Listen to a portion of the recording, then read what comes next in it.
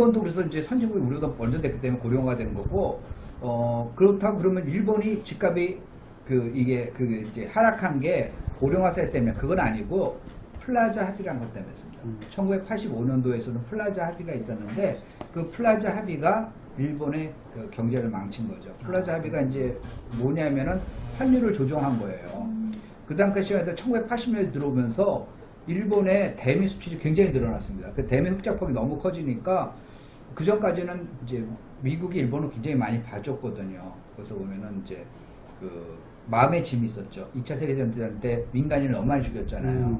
그게 전쟁할 때 뭐 당연히 사람이 죽는 건 당연하지만은 이거는 군전에 민간인을 갖다 원자폭탄으로 해가지고 그냥 원자폭탄 두 발로 해가지고 민간인을 갖다 몇십만 명을 이제 몇십 초 사이에 다 죽여버렸는데 그렇게 하니까 상당히 미안한 마음 가져 있어가지고 일본이 전후 복구하는데 미국이 굉장히 지대한 영향을 주고 그다음에 많은 이제 이익을 준 거죠. 많은 이제 도움을 준 건데 그러다 보니까 이제 일본이 이제 경제가 이제 다시 회복이 돼가지고 다시 경제 성장이 됐어요. 그런데 너무 크다 보니까 이제 소위 이제 자만감이 파진 거죠. 그래서 이제 몇 년 후면 뭐 일본이 세계 경제 뭐 1위가 된다는 그런 책도 많이 나오죠. 자 그렇게 되니까 이제 미국이 이제 너희 많이 컸구나 이제 스스로 이제 독립할 때가 됐다. 자 그럼 너 혼자 서봐라라고 하는 거죠. 그래서 환율에 대해서 그동안에 혜택을 줬던 걸 갖다가 뺏어버리는 겁니다. 환율 조정을 하는 거죠. 환율 조정을 해가지고 그게 가장 이제 극단적인 케이스가 환율이 거의 2배가 조정됐어요. 그러니까 가장 쌌을 때와 가장 비쌀 때가 2배가 조정됩니다. 그러면 지금 우리나라 말하면 지금 환율이 지금 우리나라가 이제 1140원, 1120원에 1140원 왔다 갔다 하는데 1140원짜리가 지금 하게 되면은 570원으로 지금 떨어졌다는 건 마찬가지예요. 수출이 거의 안 된다는 얘기죠. 그러니까 수출이 안 되니까 거기서 이제 혼다나 도요다나 또는 뭐 도시바나 뭐 히타치, 소니 이런 이제 수출 많이 했던 기업들이 징징 오는 거죠. 와서 또 어떻게 그렇게 이상하게 합의를 해고 와가지고 우리 뭐 수출하라는 거야 말라는 거야. 그러니까 일본 정부가 미안하죠. 그러니까 내가 너희들한테 해줄 건 없고 그러면 금리는 낮춰줄게. 제로금리를 만들어줄게. 그래서 제로금리를 만든 겁니다. 자, 기업이 기업 활동하려면 반드시 자금이 필요하죠. 운영경비가 필요합니다. 종무원 월급도 줘야 되고 그다음에 원재료도 사와야 되고 원료도 사와야 되고 그러니까 일정 자금이 필요해요. 근데 그 자금을 하게 되면 금융권에서 빌려야 되는 거죠. 내가 만약에 100억을 빌려요. 100억의 돈을 빌려가지고 운영자금을 했는데 6%의 이자를 낸다는 거는 1년에 6억 원의 이자를 낸다는 거죠. 그렇습니다. 내 이익의 폭이 6%만큼 줄어든다는 거죠. 근데 그걸 제로금리로 만든다는 거는 이익률을 갖다가 영업이익률을 6% 더 올려준다는 거죠. 6% 포인트만큼 올려준다는 거죠. 그러니까 큰 페이버죠. 큰 혜택이라는 거죠. 그러니까 환율로 손해본 거 이자로 충당해주자. 금리로 책임져야자는 게 바로 일본 정부 생각이었습니다. 자, 근데 그 사람들이 그것만 갖고 그러면 이제 건전하게 산업에만 투자했으면 지금의 일본은 되지 않았어요. 이런 문제가 없었는데 그거 갖고 이제 투기 시작한 거예요. 미국의 건물도 사겠다. 공짜인데 뭐 돈. 이것도 사겠다. 거기에 또 개인까지 한 겁니다. 개인이 해주는데. 전 세계의 건물과 땅을 엄청 산 걸로. 그렇죠. 그리고 일본, 그러니까, 그렇죠. 공짜로 돈을 배워주고. 일본에서도 막 그걸 하는 거예요. 그래서 심지어, 그 LTV가 120%까지 적용됐어요. 그러니까, 네, 내가 1억엔짜리 집을 사면 1억 2천엔을 빌려주는 거예요. 그럼 1억에 집 사고 2천엔 갖고 자기가 써도 돼.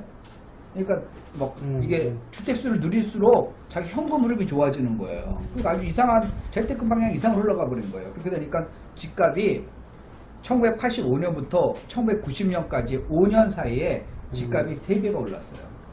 3%도 아니고 30%도 아니고 300%가 오른 거예요. 10억 원짜리 집이 30억이 됐다는 겁니다. 5년 사이에.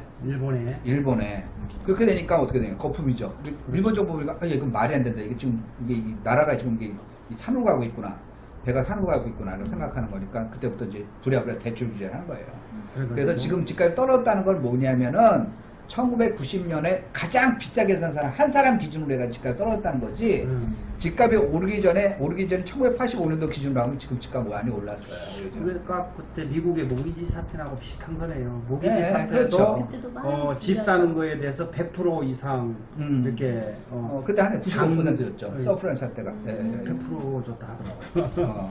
그래서 장기적으로 50년, 70년 할인하고 할부해주고 뭐 이랬던. 그래서 모기지 사태가 그와 비슷한 일본에도 그런 시절이 있었군요. 그것 때문에 이제 그래서 그게 이제 가장 비싼 사람들에서 이제 집값이 떨어졌다는 거지. 근데 지금 이제 우리는 그렇게 돈 빌려준 것도 없고 그렇게 집값 급등한 것도 아니잖아요. 그러니까 플라자 합의가 있었기 때문에 그걸로 해가지고 전국적으로 일본의 경제가 몰락하면서 일본의 집값이 떨어진 거지. 우리랑은 다르다라는 거죠. 일본에 지금 도심 도쿄나 이런 쪽에는 부동산이 다시 다시 회복하면서 많이 상승하는 올랐죠. 걸로. 예, 예. 아베노미스, 그러니까 아베가 들어서면서 일본 집값의 상승률이 우리나라 집값 상승률보다 높아요. 예, 우리나라가 지금 전 세계에서 주요 국가 중에서 집값 덜 오른 나라 중에서 거의 1, 2위 나죠. 집값 덜 오른 나라. 덜 오른다. 그러면 덜 오른 것도 그렇고 절대적인 가격이나 아니면 소비 대비 가격은 어떤가요? 이제 다른 나라, 아까 세계적으로. 그러니까 집값이 우리나라는 상대적으로 우리나라가 이제 집값이 비싸냐 싸냐라고 갖다 할 때 두 가지 기준이에요. 어떤 기준이냐면 소득 대비. 소득 대비하면 우리나라 집값 비싸요. 아, 소득 대비. 네. 대비 근데 자산 대비하면 우리나라 집값이 싼 거예요. 그 말씀하신 자산 대비. 그러니까 기준을 어디다 두냐에 따라서 거죠. 기준을 어디다 따라하는데 자산 대비하면 우리나라 집값이 굉장히 세계적으로 싼 수준이고요. 소득 대비하면 거죠. 뭐가 문제냐면 그 분모가 잘못된 거죠. 소득이라는 게. 그러니까 우리나라는 소득 대비 따지면요. 소득 대비하면 짜장면 값도 비싸고요. 소득 대비하면 통닭, 치킨 값도 세계에서 제일 비싼 나라가 우리나라예요. 모든 물가가 비싼 거예요. 그렇죠. 물가 다 비싼 거예요. 소득 대비 자동차 값이 제일 비싸고 소득 대비 학원비도 제일 세상에 비싼 거죠. 소득이 낮다는 거죠. 뭐가 잘못된 거냐면 집값이 잘못된 게 아니라 소득이 잘못된 거예요. 지금 우리나라. 월급을 좀 올려받아야 네. 되네요. 그래서 이제 월급이 올려다는데 그만큼 우리가 이제 기업 입장에서 보면은 이제 생산성도 같이 올라가야죠. 생산성 올라가고 생산도 올라가야 되는 거고 그거는 뭐 여러 가지 문제. 산업 전반적인 거니까 그거는 이제 이 자리가 아니라 그건 제가 이제 경제부 이제 장관하고 같이 이제 맞대응을 펴가지고 이제 토론해야 될 사이고. 그럼 이번에 네. 저 시간당 월급을 네. 올렸잖아요. 네, 그 최저임금. 소득이 많이 늘어야 되는 전국 세계적으로 쭉 그게 맞는 이야기인가요? 그것도 맞죠. 맞는데 이제 그거는 이제 가장 최저임금 올린 거지. 뭐 예. 전체적으로 이제 우리 평균임금 오른 게 아니기 때문에. 평균임금 오른 게 아니라. 평균임금 안 오른 게 아니기 때문에.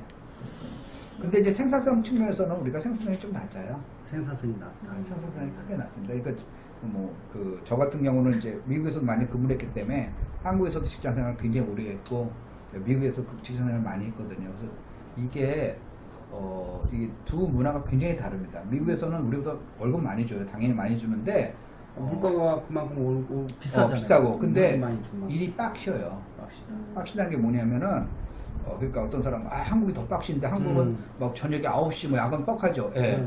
근데 우선 미국은 투잡쓰리자간 사람이 많다더라고요. 그 우선 이제 그 똑같은 일을 하더라도 중간에 허튼 짓을 못 해요. 그러니까 주식을 한다던가 꿈에도 생각 못 해요. 미국에서는 근무 중간에. 네, 근무 중에 그렇게 하는 것도 없고 일을 갖다 아주 그냥 구체적으로 내려주기 때문에 놀 시간이 없어요. 딴 거 할 시간 없고 소위 이제 신문 보시고 이런 것도 없고 그냥 그 빡시게 그걸 해야 되는 거고요. 그 다음에 이제 한국은 보조하시는 분이 많잖아요. 그러니까 한 부서당 여직원이 있어가지고 뭐 카피도 해주고 심지어 뭐 부장이 이렇게 이런 거 뭐 손으로 찍찍거리면 밑에서 파워포인트 작성해 주잖아요. 미국은 자기가 다 해야 돼. 사장도 자기가 다 해. 여기서 보면 밑에 여기서 보면 그 자기가 그래서 한국 사람들 보면은 가가지고 그러니까 한 사람이 할 점을 미국 사람 한 사람이 할 일을 갖다 우리 2명, 3명 이렇게 나눠서 하는 경우가 많아요. 그러니까 한 팀이 걔네들은 몇 명이 안 돼요. 한 팀이 5명. 근데 우리는 한 부서 그 한 5명이 할 걸 우리가 막 10명 이렇게 되는 거니까 기업 입장에서 보면은 조금 월급을 월급을 갖다가 그 5명이 줄 거 갖다가 10명 나눠주는 거니까 상대적으로 낮은 거예요. 그러니까 그것도 우리가 좀 생각해 봐야 되니까 소득수준이 낮은 이유가 이제 그것도 좀 이제 우리가 투자할 때 전국을 알고 투자하듯이 세계를 알고 이렇게 우리나라를 네, 네, 바라봐야 네. 되는데 그렇죠. 우리나라 거밖에 모르니까 세계적으로 어떤 수준인지 그렇죠. 그게 잘 모르겠네요.